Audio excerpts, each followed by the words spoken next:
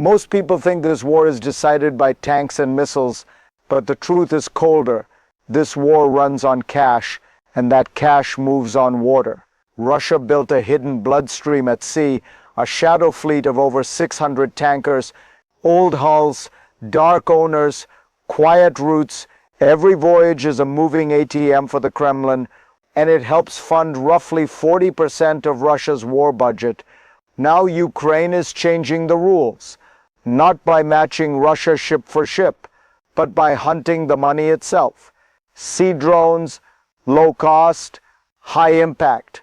Because when oil logistics start bleeding, the whole war machine starts gasping. If you want more breakdowns like this, subscribe now. Next, let's define the real problem. Because this isn't just an oil story.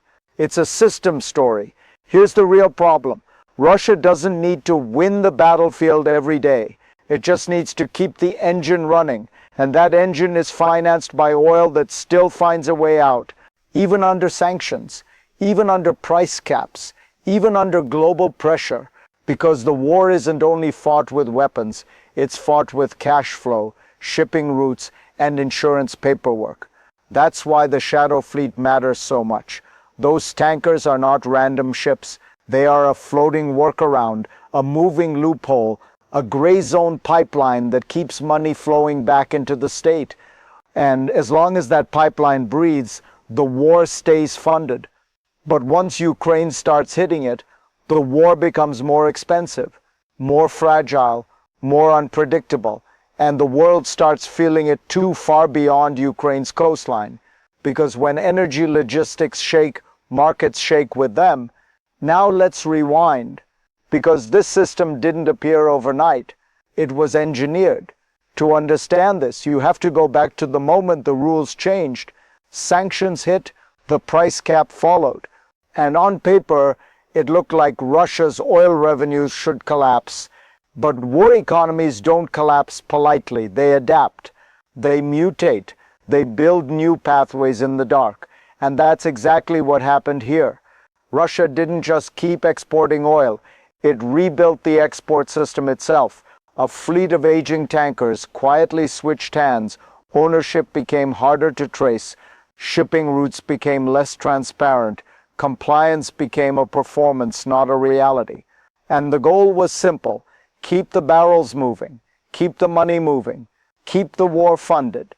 Because in modern conflict, survival isn't only about firepower. It's about logistics that can't be strangled. And energy is the most powerful logistics chain on Earth. That's what the Shadow Fleet represents. Not a few rogue ships, but a strategic workaround at global scale. Now here's where it turns explosive. Because once a system exists, it can be attacked. The first rupture came fast. Ukraine's sea drones didn't need to sink an entire fleet. They only needed one message. If you carry this oil, you are no longer untouchable.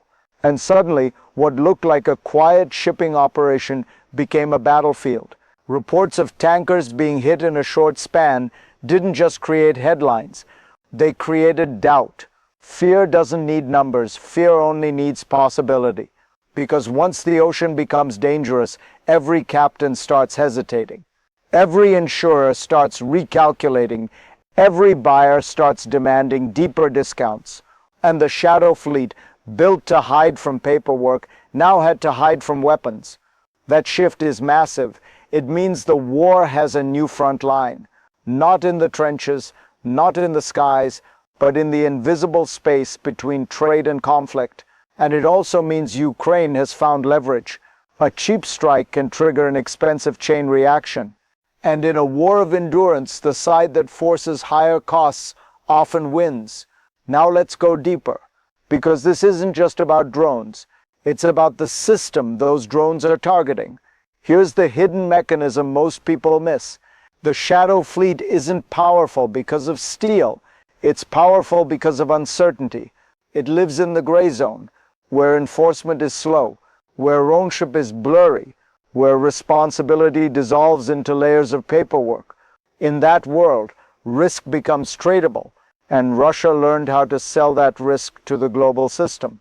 A tanker turns off signals, or changes flags, or transfers cargo at sea. And suddenly the same barrel of oil has a different story. Not because the oil changed, because the narrative changed. And that narrative protects the money flow. That's how the war stays funded, not through one big loophole, but through thousands of small evasions that add up. Now add drones to that equation. Because drones don't care about paperwork. They don't care about shell companies. They only care about targets.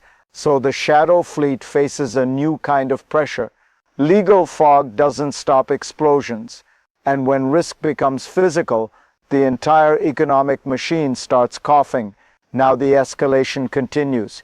Because the first strike wasn't the end. It was the opening warning shot. Then came the second spike. Not just one hit, but a pattern, a tempo. Ukraine's sea drones began turning the shadow fleet into a rolling question mark. And that uncertainty spread faster than fire. Because in global shipping, perception is everything. The moment a tanker route is seen as risky, the costs begin rising before the next attack even happens. Insurance jumps, crews demand higher pay, ports become cautious. Buyers ask for bigger discounts, and suddenly the same barrel of oil brings home less money. That's the squeeze, not through one dramatic blockade, but through invisible financial pressure that tightens every day. And it doesn't stop there, because when shipping is threatened, the system looks for alternatives. Longer routes, more middlemen, more corruption, more chances for failure, which means even success becomes expensive. And in war, expensive success is another form of defeat. This is why sea drones matter. They don't just damage ships, they damage confidence. And once confidence collapses, logistics collapses behind it. Now let's bring it down to where it hurts most. To you, to ordinary people. Now imagine you're not a general. You're not a president. You're just a person trying to live, trying to plan next month, trying to keep food stable, fuel stable, rent stable. But wars like this don't stay over there. Because when energy routes shake, prices move. And when prices move, your life feels smaller. You feel it at the pump. You feel it in the grocery aisle. You feel it in bills that rise while salaries don't. And the cruel part is this. You didn't turn off any ship signals. You didn't buy any tanker. You didn't launch any drone. Yet your future still gets taxed by a conflict you can't control. That's what modern war does. It doesn't just destroy cities. It quietly rewrites the cost of being alive. So if you want more truth like this, clear, human, and direct, subscribe. Because understanding the system is the first step to surviving it.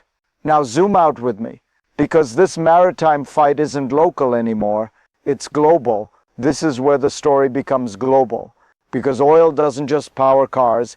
It powers alliances. It powers negotiations. It powers entire economies. And when a shadow fleet is threatened, the shock doesn't stop at the Black Sea. It travels through contracts, insurance markets, and energy expectations. Countries that once treated Russian oil as discounted supply start calculating risk differently.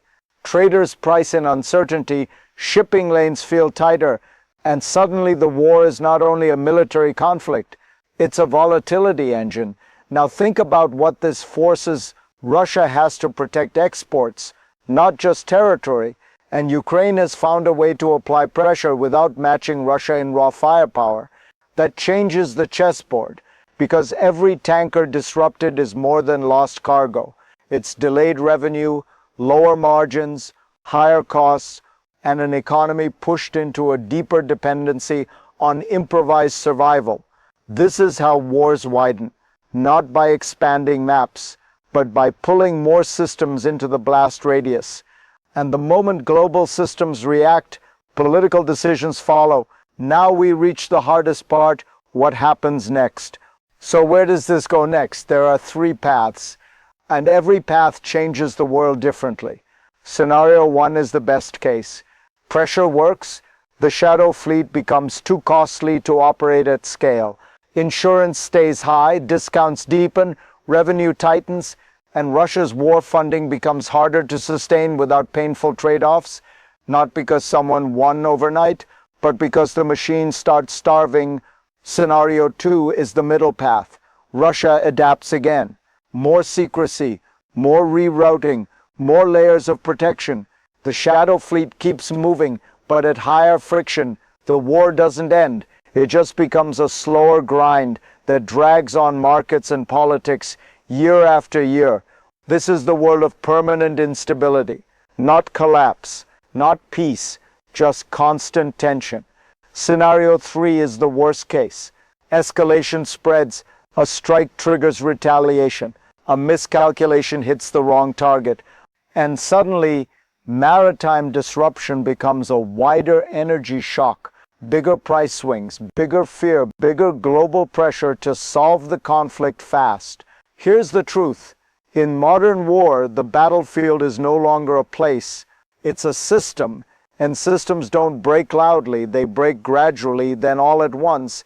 Now let's close this, because the final insight is the one most people miss. Here's the final insight. This war isn't only about territory, it's about endurance, about which side can keep breathing when the system is squeezed. Russia built a shadow fleet to keep the money alive. Ukraine learned it doesn't need to destroy the whole fleet. It just needs to make the fleet impossible to trust. Because trust is the hidden fuel of global trade. The moment trade becomes fear, the cost of everything rises. And that cost doesn't stay in ports or shipping lanes. It lands in ordinary lives. That's why this story matters. Not because it's dramatic, but because it reveals how modern power actually works. Not only through armies, but through logistics, paperwork, insurance, and pressure points nobody sees until they ignite. If you felt this video made you see the world clearer, hit like, subscribe now, because the next phase won't just be about drones and tankers, it will be about how the world responds when the money pipelines of war become targets. And if you want, I can break down the next chapter too, the one that decides whether this becomes a contained war or a global economic shockwave.